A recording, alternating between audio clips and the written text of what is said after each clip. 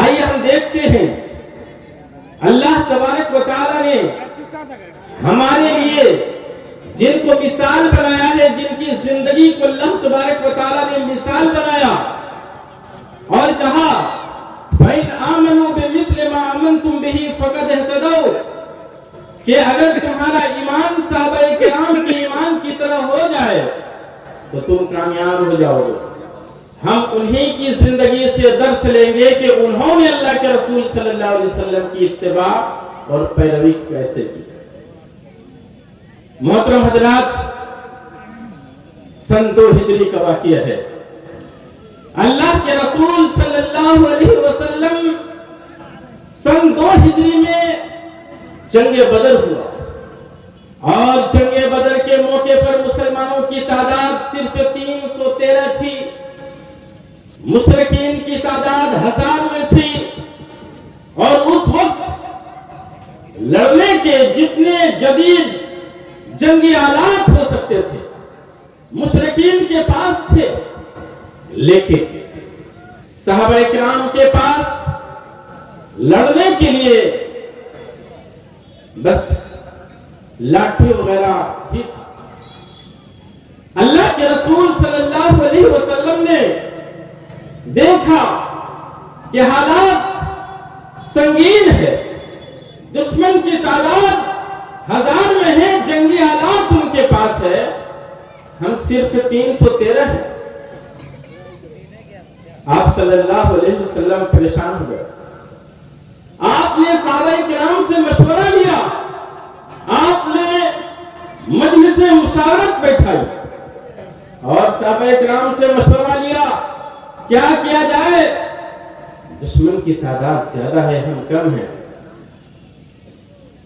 حضرت ابو بکر صدیق رضی اللہ تعالیٰ عنہ تھے، اس نے آپ صلی اللہ علیہ وسلم کو مشورہ دیا، بیٹھ گئے۔ ابو بکر حضرت عمر فاروق رضی اللہ تعالیٰ عنہ تھے، انہوں نے بھی آپ کو مشورہ دیا اور بیٹھ گئے۔ آخر میں حضرت مقداد بن عمرو رضی اللہ تعالیٰ عنہ تھے، انہوں نے آپ کو مشورہ دیا اور انہوں نے کہا کہ اللہ کے رسول صلی اللہ علیہ وسلم، آپ کو ہم نے اپنا نبی تسلیم کیا ہے، آپ کا کلمہ ہم نے پڑھا ہے، اے اللہ کے رسول صلی اللہ علیہ وسلم آپ حکم کریں، ہم ماننے کو تیار ہیں۔ ہم موسیٰ علیہ السلام کے قوم کے لوگ نہیں ہیں کہ ہم کہہ دیں اذهب انت وربك فقاتلا انا هاهنا قاعدون، کہ آپ جائیں، آپ کا رب جائے، آپ لڑیں، ہم یہیں بیٹھے رہیں گے۔ ہم ایسے کہنے والے نہیں ہیں۔ اے اللہ کے رسول صلی اللہ علیہ وسلم، ہم نے آپ کی اتباع کی ہے، آپ کو اپنا رسول مانا ہے، آپ حکم کریں تو ہم لڑتے لڑتے دماغ تک جانے کو تیار ہیں۔ اللہ کے رسول صلی اللہ علیہ وسلم نے پھر کہا کہ مشورہ دیجیے۔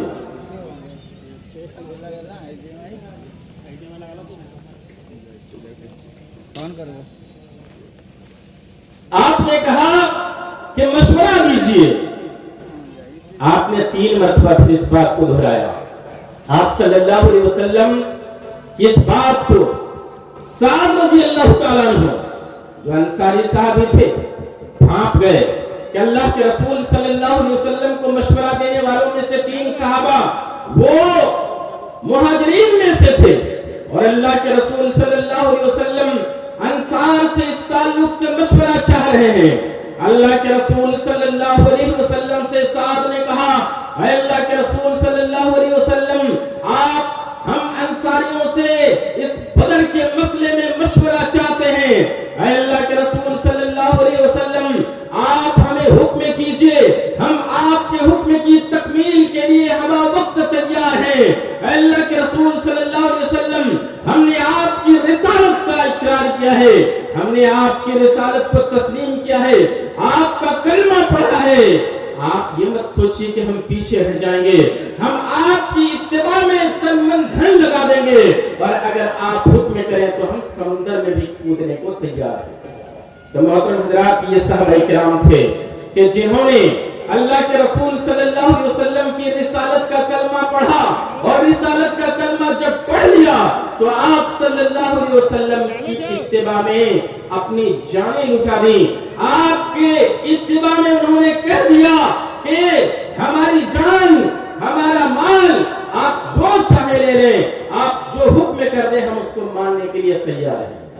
اسی طرح سے حضرت عمر فاروق رضی اللہ تعالیٰ عنہ خانہ کعبہ کا طواف کر رہے تھے اور خانہ کعبہ کے طواف کرتے ہوئے حجر اسود کے پاس پہنچے اور کہا, اے حجر اسود, میں جانتا ہوں تم نہ نفع کے مالک ہو نہ نقصان کے مالک ہو, نہ نفع کے مالک ہو نہ نقصان کے مالک ہو, لیکن میں تم کو صرف اس لیے چومتا ہوں, اس لیے تمہارا استسلام کر رہا ہوں کہ اللہ کے رسول صلی اللہ علیہ وسلم کی سنت ہے.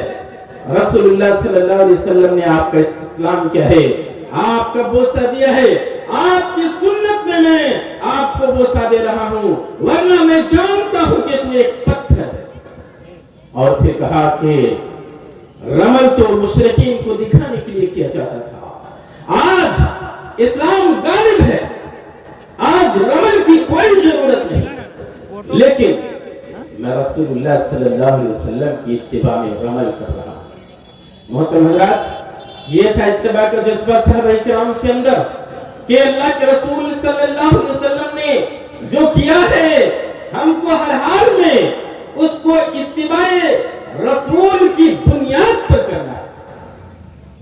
حضرت ابو ذر غفاری رضی اللہ تعالیٰ عنہ روایت کرتے ہیں کہ ایک دن دوپہر کے وقت میں اللہ کے رسول صلی اللہ علیہ وسلم کے ساتھ میں اور آپ صلی اللہ علیہ وسلم دونوں چلچلاتی ہوئی دھوپ, مدینے کی کنکریلی زمین, ہم لوگ دوپہر کے بعد نکلے اور چلے جا رہے تھے. آپ صلی اللہ علیہ وسلم نے کہا کہ ابو ذر غفاری رضی اللہ تعالیٰ عنہ, آپ تھوڑی دیر کے لیے یہیں رکیے, میں جب تک کام سے واپس نہیں آ جاتا ہوں یہیں رکے رہنا. ابو ذر غفاری رضی اللہ تعالیٰ عنہ رکے رہے اور اللہ کے رسول صلی اللہ علیہ وسلم وہاں سے آگے بڑھے. آپ صلی اللہ علیہ وسلم آگے بڑھے, کچھ دیر ہو گئی. حضرت ابو ذر غفاری رضی اللہ تعالیٰ عنہ نے کچھ دشمنوں کو دیکھا, کچھ جنگی آلات کے جھنکار کو سنا.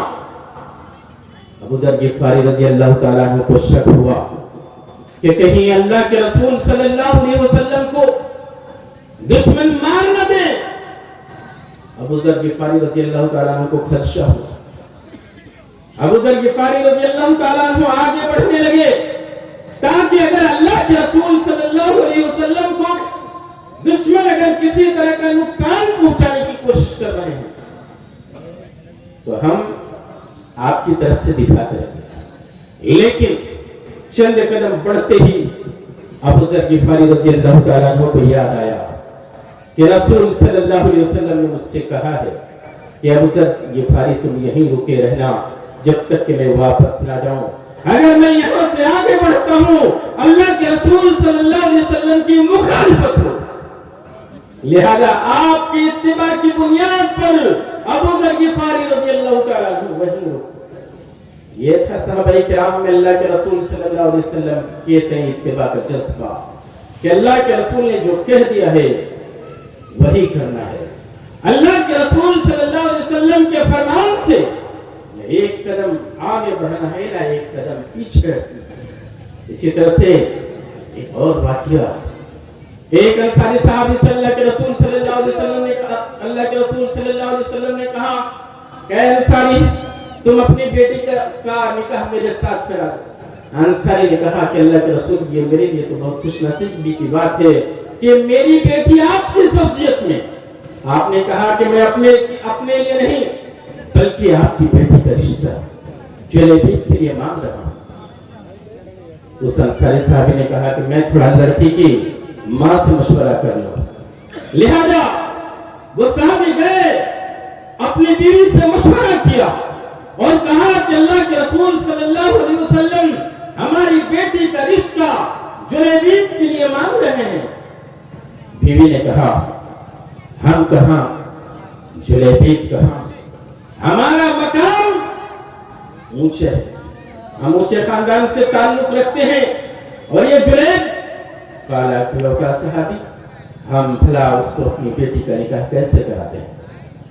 वो लड़की, वो सहाबी घर से निकले ताकि अल्लाह के रसूल सल्लल्लाहु अलैहि वसल्लम को बता दे कि ये रिश्ता हमें मंजूर नहीं है। लेकिन वो लड़की किसी पर्दे की ओर से माँ बाप की बातों को सुन रही थी। अपने बाप से कहा कि रुक जाए, अल्लाह के रसूल सल्लल्लाहु अलैहि वसल्लम ने इस रिश्ते को भेजा है, मुझको अल्लाह के रसूल के हवाले कर दीजिए। मुझे यकीन है कि अल्लाह के रसूल सल्लल्लाहु अलैहि वसल्लम मुझे बर्बाद नहीं करेंगे।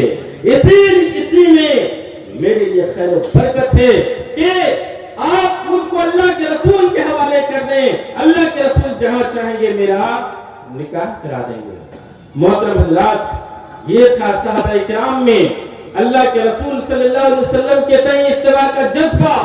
लिहाजा हमें अल्लाह के रसूल सल्लल्लाहु अलैहि वसल्लम की हर हाल में इत्तिबा करना चाहिए और आप सल्लल्लाहु अलैहि वसल्लम की नाफरमानी से हमको बचना चाहिए और हमें उसी तरह से अल्लाह के रसूल की इत्तिबा करनी होगी जिस तरह से सहाबा किराम ने इत्तिबा किया है।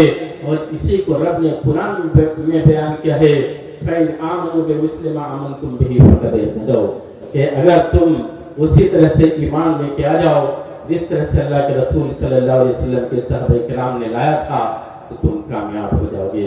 मोहतरम हज़रात, अल्लाह ताला से दुआ है कि अल्लाह तबारक व तआला हमें रसूलुल्लाह सल्लल्लाहु अलैहि वसल्लम के सही मानों में मुत्तबे बनाए। आमीन। व आखिरु दावाना अनिल हम्दुलिल्लाहि रब्बिल आलमीन।